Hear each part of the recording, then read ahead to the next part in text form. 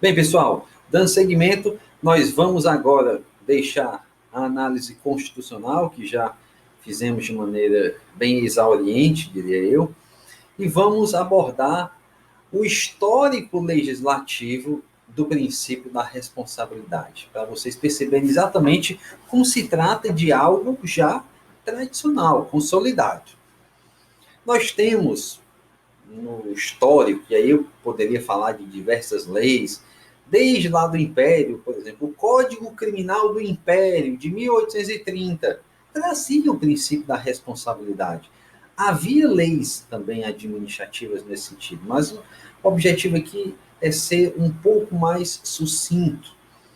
E nós não podemos, dentro dessa premissa, esquecer duas leis, essas sim, fundamentais, até porque uma delas vigorou até bem pouco tempo atrás, quando surgiu a Lei de Improbidade, em 92, portanto, não estamos falando aí de algo tão arcaico e retrógrado. Trata-se da Lei Pitombo Godoy Ilha e da Lei Bilac Pinto. Essas duas leis traziam disposições voltadas para a responsabilização de agentes públicos que eventualmente causassem danos ao erário, que se enriquecessem ilicitamente, e tinha previsões de fato interessantes. Vamos ver aqui rapidamente, tá bom? Mas antes, eu preciso somente para fins de registro histórico. Percebam, quando eu falei da Constituição Imperial de 1824, eu disse que houve a regulamentação da responsabilidade dos ministros e conselheiros de Estado por meio da Lei de 15 de outubro de 1827. E essa lei regulamentou com aquelas penas que eu disse, até de banimento, etc. Mas o que eu quero chamar a atenção é: conta a historiografia legislativa brasileira. Isso consta em teses de doutorado, inclusive também num livro que eu cito aí, de crimes de responsabilidade, o autor agora de cabeça eu não lembro, mas quem fez uma pesquisa profunda sobre o tema diz a mesma coisa, que o primeiro debate parlamentar da história do Brasil trata exatamente da aprovação de uma lei voltada a punir os abusos de poder. E vejam, de fato, como essa questão é imanente ao Estado brasileiro e não de hoje. Beleza? Muito bem. Então, avançando, eu trago aí exatamente a menção à Lei 3164 de 57, a chamada Lei Pitombo Godoy Ilha, e a Lei 3502 de 58, que é a Lei Bilac Pinto. Mas o que essas leis tinham de tão importante e tão interessante? Vejam aqui. Percebam, meus amigos, já lá no artigo 1º da Lei Pitombo Godoy Ilha, tá bom? 3164, 56, que diz: são sujeitos a sequestro e a sua perda em favor da fazenda pública bens adquiridos pelo servidor público por influência ou abuso de cargo ou função pública ou de emprego em entidade autárquica sem prejuízo da responsabilidade criminal em que tenha aquele incorrido. Depois, o artigo 2º, que é algo, ao meu sentir, completamente republicano, completamente que deveria ser estimulado, certo? Isso é até um princípio básico lá da Grécia Antiga, em que se falava muito de república, etc. E Paulo falava muito bem sobre isso, né? Que a república interessa que todos os cidadãos cuidem dela. E o artigo 2º fala, o parágrafo 2º fala: o processo será promovido por iniciativa do MP ou de qualquer pessoa do povo. Isso seria mutatis mutandis, né? Algo parecido com a ação popular, certo? E o artigo 2º também tem uma exposição muito interessante.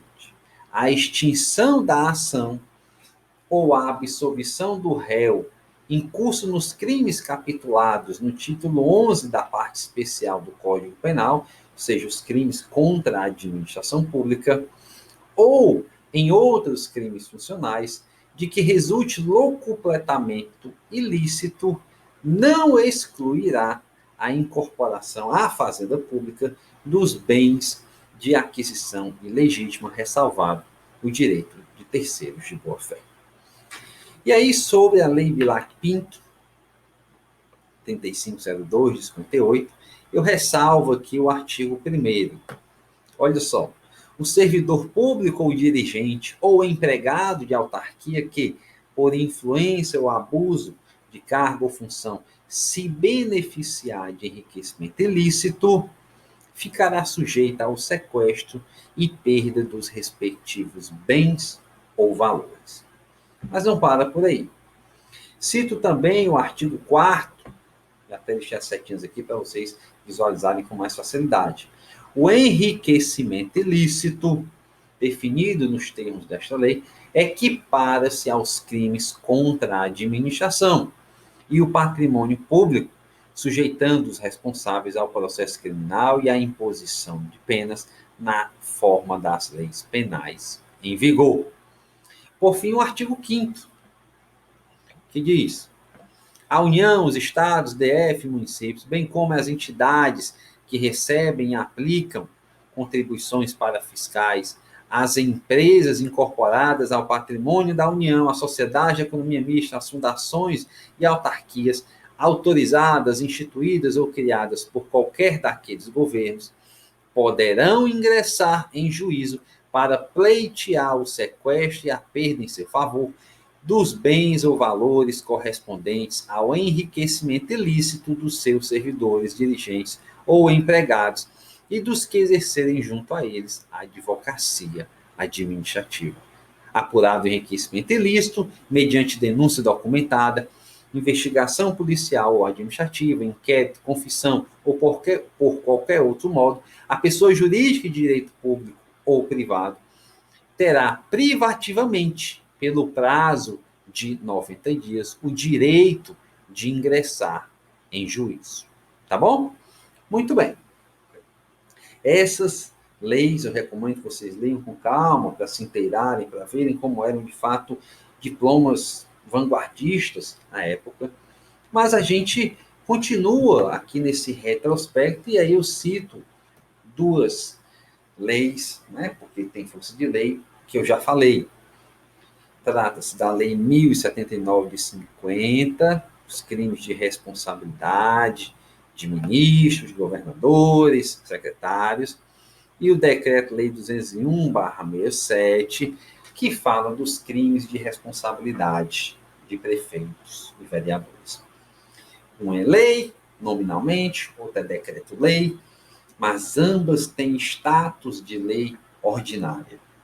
E esse status de lei ordinária dá exatamente pelo teor lá da súmula 496, que reproduz disposição constitucional, que fala: são válidos porque salvaguardados pelas disposições constitucionais transitórias os decretos-leis expedidos entre 24 de janeiro e 15 de março de 1967. E não há dúvidas, até hoje, doutrina, jurisprudência aplicam tranquilamente o Decreto-Lei 201/67. Mas eu chamo a atenção agora para a súmula vinculante 46. Essa de uma importância ímpar no dia a dia da administração pública, muitas vezes desconsiderada. Percebam, nós, quando estamos falando de crimes de responsabilidade de prefeitos, de vereadores, de governadores, etc., estamos falando de matéria privativa da União. De modo que essas normas que eu apresentei acima são as que devem ser seguidas. Assim, regimento interno de Câmara, lei orgânica de município, Constituição estadual, não podem dispor sobre a matéria, meus amigos. E aí o que acontece? No afã de responsabilizar, muitas vezes, por meio do processo político de impeachment, principalmente na questão dos prefeitos e vereadores, as pessoas atropelam ou aprovam medidas que não estão previstas no Decreto-Lei 201/67. Exemplo claro e recorrente: afastamento do cargo com recebimento da denúncia.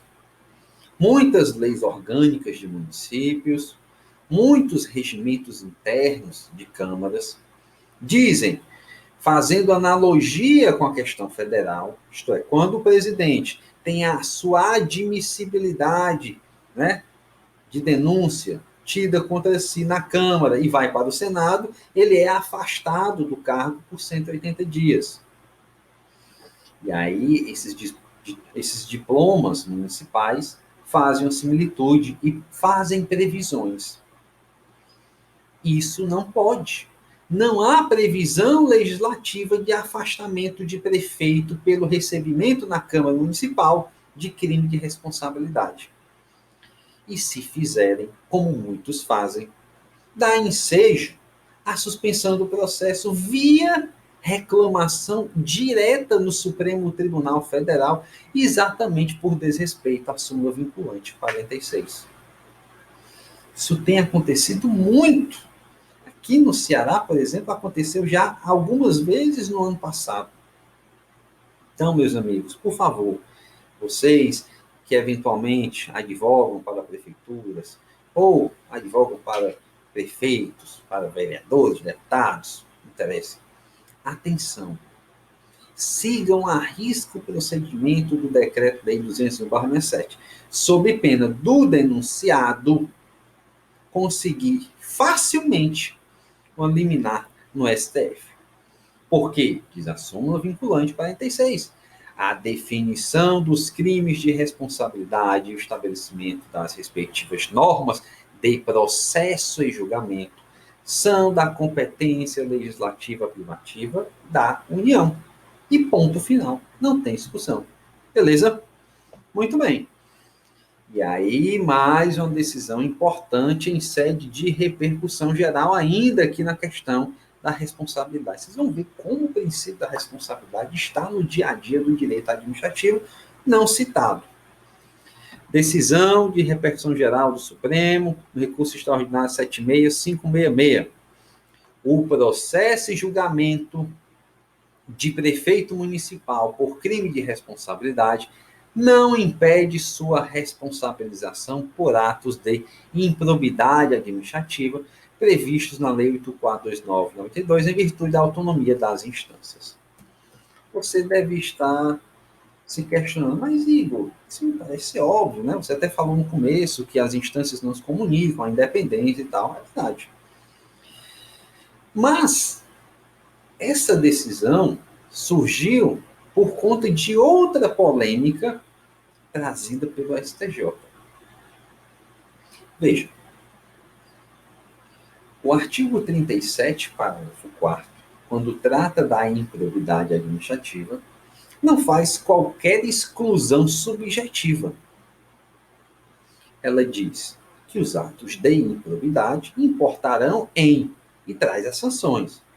Não diz que parágrafo 1º, 2º, 3º, 4º, 5º, 6º, 8º, o presidente da República não está sujeito a responder por ato de improbidade, porque se submete a processo de crime de responsabilidade do artigo 85, inciso 5º, regulado pela Lei 1079 de 50. Mas o STJ diz, de maneira absurda, de maneira inexplicável, que o fato do presidente ter um regime de responsabilidade política impede que ele seja processado por improbidade administrativa. E aí, meus amigos, os prefeitos começaram a dizer alto lá. Eu não posso ser processado por improbidade, porque o chefe do Poder Executivo Federal, que responde também politicamente por crime de responsabilidade, não submete à lei de improbidade. Por que eu, prefeito, também vou me submeter? E aí o Supremo teve que dizer o óbvio. Precisa o STJ dizer o óbvio. O presidente da República responde sim por ato de improbidade administrativa. Mas não é isso que vigora até hoje. Olha só, esta Corte Superior já adotou a diretriz de que o julgamento de eventuais condutas ímprobas imputadas ao presidente da República estão submetidas ao regime especial de julgamento pelo Senado Federal. Jurisprudência consolidada, meus amigos. Então, atenção a isso, por favor. Mas não para por aí. Eu trago essas citações sobre explicações, na verdade, sobre o que são os crimes de responsabilidade, que nós falamos aí no bloco passado, mas eu trago essa decisão do STF muito, eu diria, didática. Olha só, o artigo 1º do Decreto-Lei 201 tipifica crimes comuns ou funcionais praticados por prefeitos municipais, ainda que impropriamente nomeados como crimes de responsabilidade, que são julgados pelo Poder Judiciário. O artigo 4º do mesmo decreto refere-se ao que denomina expressamente de infrações político-administrativas, também chamadas de crimes de responsabilidade ou crimes políticos, e são julgados pela Câmara dos Vereadores, nada mais é do que o impeachment. Eu só chamaria a atenção, só faria um reparo, crimes políticos tá na acepção civil, meus amigos, porque nós temos também os crimes políticos na acepção criminal, que são aqueles trazidos, inclusive, pelo artigo 109, como de competência da Justiça Federal, que, uma vez exaurido no primeiro grau, já cabe recurso ordinário direto para o Supremo Tribunal Federal, que são aqueles previstos na Lei de Segurança Nacional. Exemplo mais comum e objetivo, a tentativa de homicídio do atual presidente da República, que é um crime político e não a tentativa de homicídio, tá bom? Mas isso daí a gente deixa para lá porque não tem muito a ver com a nossa matéria aqui. Beleza? Tranquilo. E aí, avançando, meus amigos, aqui na questão do princípio da responsabilidade, na tratativa legislativa, eu cito a Lei 15.7952, que trata das comissões parlamentares de inquérito, e do Código Eleitoral. Interdisciplinariedade, já falei disso para vocês. E nesta interdisciplinariedade, vejam o que o Código Eleitoral fala. No artigo 300, meus amigos, a previsão incriminadora da recorrente prática de coação sobre servidores públicos com finalidade eleitoral. Então, coagir aquelas chantagens feitas para que o servidor público, seja o estável, seja o contratado temporário, ocupante de cargo comissionado ou função de confiança, vote ou não vote em alguém, configura, além de improbidade administrativa, além de infração disciplinar, crime eleitoral do artigo 300. O uso da estrutura administrativa, meus amigos, materiais físicos, internet, celular, qualquer serviço público, qualquer bem público, é o crime do artigo 377 do Código Eleitoral, sem prejuízo do ato de improbidade, do crime contra a administração pública, da infração disciplinar, etc, etc. Tá bom? Só para a gente ficar atento aí a esses reflexos também, beleza? A lei da ação popular, que a gente já falou, a lei de transporte dos eleitores, meus amigos, que interessante. O artigo 11, anotem isso.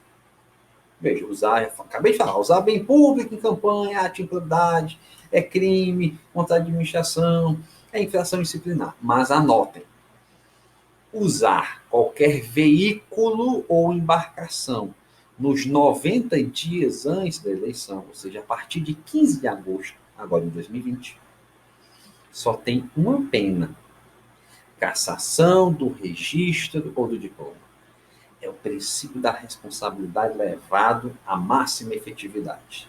Então, não esqueçam, artigo 11, inciso 5º da Lei 6091 de 74. A gente continua no próximo bloco. Um grande abraço e até lá.